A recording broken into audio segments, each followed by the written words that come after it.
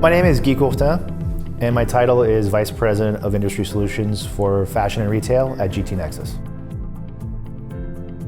You know, one of the strategies I always tell retailers to do first and foremost is to, first of all, pump the brakes a bit, right? Just because you read about Amazon in the Wall Street Journal or see what they're doing, it doesn't mean you necessarily have to fill or follow that model, right? For example, yes, if you're Amazon Prime, you get free shipping. Well, does that mean every retailer has to give free shipping? No, right? There's a cost to that. Does that mean you have to give free returns? No. There's a reslotting fee and all those things you have to think about.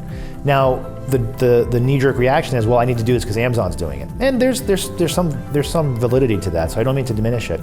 But I think for retailers, it's to sort of pump the brakes, do an assessment, an audit of all your costs, do an activity-based costing on what it costs to obviously ship, to warehouse, to take back, to reslot.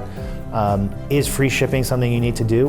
I don't know. Maybe you can incentivize your customers to order online, pick up in store, right? Maybe you can incentivize your customers to do some other forms of fulfillment. You know, this is what we're seeing. I think the savvy retailers take this approach and realize, you know, nothing is free, right? When you say it's free, there's a cost somewhere.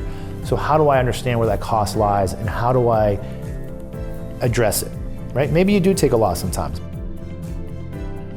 It's an ability to assess exactly where you stand. And secondly is, what's your customer look like, right? What does your customer demand? Now, I just said, you know, customers' expectations are driven from a whole host of places, and that's absolutely true. But what about your specific customer? You know, not every customer needs to be treated the same way. Now, we should all be treated fairly, we should all be given, as a consumer, I want to get the best stuff, but I also think from a retailer and CPG perspective is, not every customer is the same, and it's not just simple segmentation of millennials, Gen Xers, and this. It's how far down can you get to really understand your individual customer, and then how do you map some of your fulfillment in the back to meet that, right? How do you do your inventory strategy? How do you do your costing strategy? But all that first and foremost takes a hard audit of where you are today to then figure out where you can go tomorrow.